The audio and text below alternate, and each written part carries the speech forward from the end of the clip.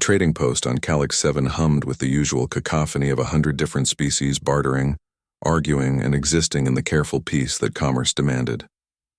Elsa wiped down the counter of her small medical supply stall, her dark eyes scanning the crowd with the practiced vigilance of someone who'd survived 3 years in the outer reaches. Beside her, Zia stood with arms crossed, his lean frame tensed like a coiled spring. "You're paranoid," Elsa muttered, not looking at him. "You're naive," Zia shot back. "The Vectar have been circling this sector for weeks." She knew he was right. The Vectar, a species of militant zealots who believed their crystalline gods had ordained them as the galaxy's apex predators, had been growing bolder. Their religion taught that biological limits were divine law, that each species had a ceiling beyond which they could not reach. Humans, according to Vectar doctrine, were soft-bodied weaklings destined for servitude or extinction. The explosion of shattering glass ended their argument. 6 Vectar warriors burst through the market's entrance, their segmented exoskeletons gleaming like obsidian in the artificial light. Each stood nearly 8 feet tall, their forearms wielding plasma rifles that hummed with lethal energy. The crowd scattered like leaves before a storm. "All species present will submit for processing," the lead warrior announced in the guttural Vectar tongue, his translator device rendering it into galactic common. "The gods have spoken. This station is now Vectar territory." Elsa's hand instinctively moved toward the small plasma pistol hidden beneath her counter. Zia's fingers wrapped around her wrist, stopping her. "Don't," he whispered. "Not yet." The Vectar moved through the market systematically, forcing species to their knees. When they reached a Threxian merchant, a being whose 3-ton frame could crush steel, the creature submitted without resistance. Everyone knew the math. Vectar reflexes operated at speeds that made resistance suicide. Their plasma bolts traveled at 2,000 meters per second.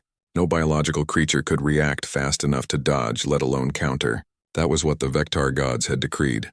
That was what every species had accepted as truth. The lead warrior approached Elsa's stall, his compound eyes reflecting her face in 100 tiny fragments. "Humans," he said, and there was something like amusement in his mechanical voice. "Your kind are particularly amusing. So fragile, yet you wander the stars as if you belong."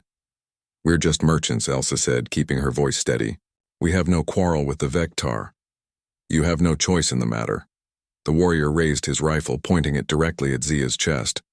"Your gods made you weak. Our gods made us supreme. Kneel or I demonstrate this truth with your companion's atomized remains." Zia didn't kneel. Instead, he smiled, a cold, calculated expression that made even Elsa's blood run cold. "Our gods?" Zia said quietly. "We don't have gods. We have physics, and we've learned to bend it." The Vectar warrior's finger twitched on the trigger. The plasma bolt erupted from the rifle's barrel in a superheated lance of blue-white death, crossing the 3 meters between them in a millisecond and a half.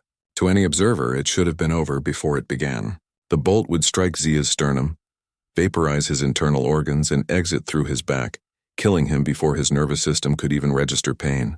But Zia's hand was already moving. His augmented neural implant, standard issue for human colonists in the outer reaches, accelerated his perception to a crawl. The plasma bolt became visible, a streak of light moving through air that suddenly seemed thick as honey. His enhanced reflexes, pushed to their genetically modified limits, allowed his muscles to respond at speeds that would have torn baseline human tissue apart. His palm met the plasma bolt mid-flight. The magnetic field generator implanted in his hand activated, creating a localized containment sphere around the superheated plasma. For one impossible second, Zia held a star in his palm, the bolt's energy writhing and coiling like a caged serpent against the invisible walls of the magnetic field. Then he threw it back. The reflected bolt struck the Vectar warrior square in the chest, punching through his exoskeleton and detonating the power cell on his back. The warrior exploded in a shower of chitin and sparking electronics. The market fell silent. 5 remaining Vectar warriors stared at Zia with what might have been fear, might have been disbelief, might have been both. Around them, dozens of alien species who had lived their entire lives believing in the limits their religions and cultures had imposed, watched a human do the impossible. "Your gods lied," Elsa said, her voice cutting through the silence as she drew her pistol and leveled it at the nearest warrior. "Limits are just suggestions we haven't figured out how to overcome yet. The Vectar broke ranks. They fled, scrambling over each other in their panic, their religious certainty shattered by 5 fingers and a magnetic field. As the crowd slowly emerged from hiding, whispers spread like wildfire. The Threxian merchant approached, his massive bulk trembling. "How?" he rumbled.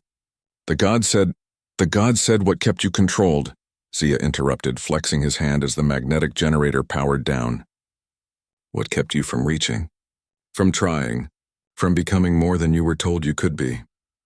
An Ixian trader with crystalline skin touched Elsa's arm tentatively. "You humans, you have no limits?" Elsa holstered her weapon and smiled.